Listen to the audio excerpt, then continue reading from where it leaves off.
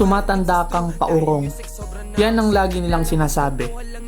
Gusto nila maging matured and matandang vibes ka.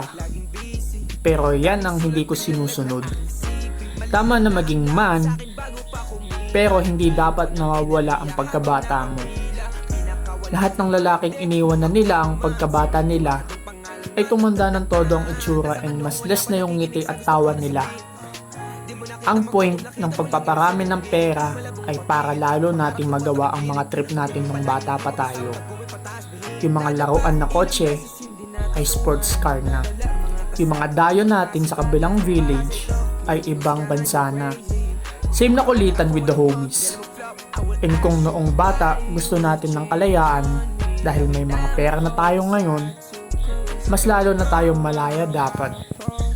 Hindi yung nakakulong ka na sa mga rules ng wife or girlfriend mo. Huwag ka magpa-under.